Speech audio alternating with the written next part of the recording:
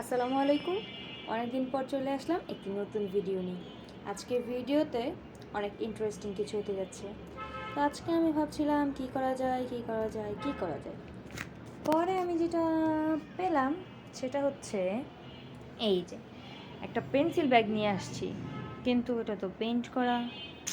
থাক, এটার মতো করে চলেন আপনাদেরকে আরেকটা পেন্সিল ব্যাগ আমি পেইন্ট করে দেখাই। এই তো নিয়ে আসলাম আরেকটা, কিন্তু শুধু পেন্সিল ব্যাগ না, আমি আজকে আমার সব স্টেশনারির মধ্যে পেইন্টিং করব। আর বাহির থেকে অনেক আওয়াজ আসতেছিল, গাড়ি ঘোড়ার আওয়াজ।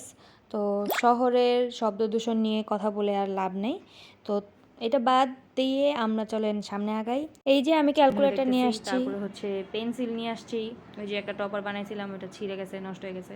তারপর হচ্ছে এই কিউট ছোট্ট স্ট্যাপলারটা, এটা কিনেছিলাম বেলা তো খুব সুন্দর ছিল, কিন্তু এখন এটা কালারটা একদম নষ্ট হয়ে গিয়েছে। তারপর হচ্ছে স্টোন, এটা আমি সাদা পাথর থেকে আনছিলাম। ভাবছেন এটা পড়ালেখায় কী কাজে লাগে? পড়তে বসলে ফ্যান ছাড়লে পেপার উড়ে যায়, বইয়ের পৃষ্ঠা উড়ে যায়, দ্যাটস ওয়াই আমি এটা দিয়ে একটা পেপার ওয়েট বানাবো। তারপর নিয়ে আসছি এই চাবির রিংটা। এই রিংয়ের কাঠের অংশটা আমি আরেক জায়গা থেকে কিনছি, আর চাবি রিংটা আরেক জায়গা থেকে। এটাতেও করব। এই যে পানির বোতল, এই পানির বোতলেও আমি কিছু একটা আঁকার ট্রাই করব, অথবা লাস্টে কিছু না হইলে পরে বাদ দিয়ে দিব, সমস্যা নেই। তারপর আমি নিয়ে আসছি আমার ডায়েরি। এটা একদমই নতুন ভাই, আমি এটা ইউজই করি নাই। এই যে মাত্র আপনাদের সামনে আমি এটা খুললাম। তো এটার মধ্যে আমি অনেক ইন্টারেস্টিং একটা জিনিস করতে যাচ্ছিলাম, এটা এই সিরিজের পরের ভিডিওতে দেখতে পারবেন। তারপর আমি ছিলাম যে আরও কিসের মধ্যে পেন্টিং করা যায়, পরে দেখলাম যে এটা পাওয়া গেছে। এটা একটা চাবি রিং, এটা আমি অনেক আগে আমার এক টিচার থেকে পেয়েছিলাম। এটা এক পাশে রং করে অনেক দিন ইউজ করছি, এবার দুনো পাশেই আলাদা আলাদা রং করব। তারপরে তারপরে হচ্ছে আমি এই যে সিমেন্টের বেস বানিয়ে রাখছিলাম দুইটা, এগুলোর মধ্যেও পেন্টিং করব। আজকে একদম সব নিয়ে বসছি পেন্টিং করার জন্য। দেখতেই পাচ্ছেন সব সাজানো শেষ। এইবার আমি এগুলা সরাই দেখাবো কি কি লাগবে আমার এগুলো পেন্টিং করতে। যেহেতু একটা পেন্সিল ব্যাগ আছে, তো আমি কিছু কাপড়ের রং ইউজ করতেছি, ফেব্রিক কালার, এগুলো রেডি করা থাকে। তারপর অবশ্যই আমার অ্যাক্রিলিক্স। এখানে বিভিন্ন ধরনের অ্যাক্রিলিক কালার আছে, বিভিন্ন ধরনের, 2-3 ধরনের। প্রথমে ছিল মনমার্টের, আর এইগুলো হচ্ছে কিপ স্মাইলিংয়ের অ্যাক্রিলিক কালার, আর এটা হচ্ছে ম্যারিসের অ্যাক্রিলিক কালার, আর এটা হচ্ছে আমি হ্যান্ডমেড জেসই কিনে নিয়ে আসছিলাম। তো এইগুলা হচ্ছে আমার লাগবে আজকে। তারপর লাগবে হচ্ছে ক্লে। এই ক্লে পেইন্টিংয়ে না লাগলেও কিছু ক্রাফটিং করতে এই ক্লেগুলা দরকার হবে। তো চলেন আমরা আবার ফিরে আসি আমাদের সেই জিনিসপত্রে। তো এই তো সব কিছু নিয়ে আসলাম। এখন আমি দেখব যে আমি আজকে কোনটার মধ্যে পেইন্টিংটা করব। সো লটারি করা যাক।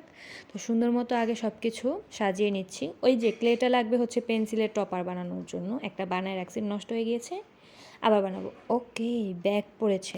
তো আজকে আমি ব্যাগটার মধ্যে পেইন্টিং করে নেব। তো চলেন শুরু করা যাক। এখন হচ্ছে আমি একটা রাফ স্কেচ করে নিব। এই যে দেখেন, রাফ স্কেচ করা শেষ। আমি আজকে এই ব্যাগের মধ্যে হচ্ছে স্ট্রবেরি আঁকবো। তো স্ট্রবেরিটা আঁকার জন্য আমার হচ্ছে লাগবে লাল, নীল, হলুদ আর সবুজ রং, সবগুলাই লাগবে। নীল হলুদ দিয়ে সবুজ বানাতে পারবেন, আমার কাছে যেহেতু সবুজটা আছে তো আমার হচ্ছে নীল রংটা লাগবে না, তো নিয়ে এসেছি। তো ফার্স্টেই হচ্ছে আমি লাল রংটা নিয়ে নিব। লাল রংটা নিয়ে যেখানে যেখানে লাল দেওয়ার দরকার আছে সেই জায়গাগুলোতে আমি লাল রংটা দিয়ে দিব। তারপর হচ্ছে আমি অন্য একটা রঙে যাব।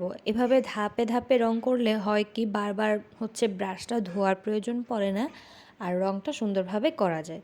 তো প্রথমে আমি যেহেতু স্ট্রবেরিগুলোকে লাল রঙই করব, তো লাল দিয়ে নিচ্ছি।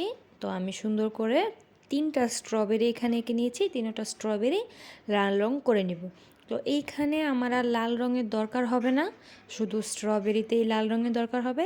স্ট্রবেরির লাল রঙটা শেষ হয়ে গেলে আমি অন্য রঙে চলে যাব।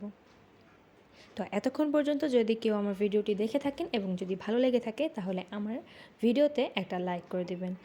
আর যদি আমার চ্যানেল নতুন হয়ে থাকেন, আশা করি আমার চ্যানেলটা সাবস্ক্রাইব করে পাশেই থাকবেন।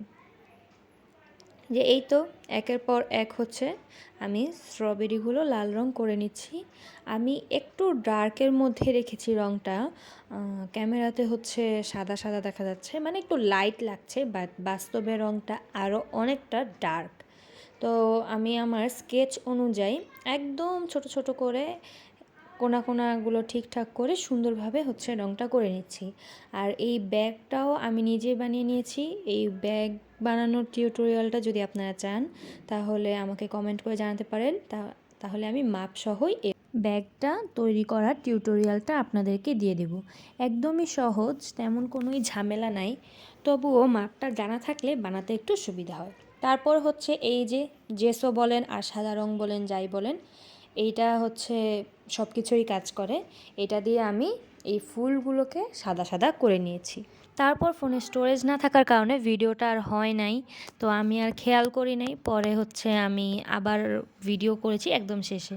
তো পাতাটা হচ্ছে স্ট্রবেরি পাতাগুলো গাঢ় সবুজ দিয়েছি, আর বড় পাতাগুলো দুইটা কালার দিয়ে শেডিং করে নিয়েছি, টিয়া আর গাঢ় সবুজ, দেখতেই পাচ্ছেন। তো কেমন লাগলো ভিডিওটা? যদি ভালো লেগে থাকে তাহলে একটা লাইক করে দিবেন, আপনার মূল্যবান মন্তব্যটি কমেন্টের মাধ্যমে জানাবেন। ধন্যবাদ। আসসালামু আলাইকুম।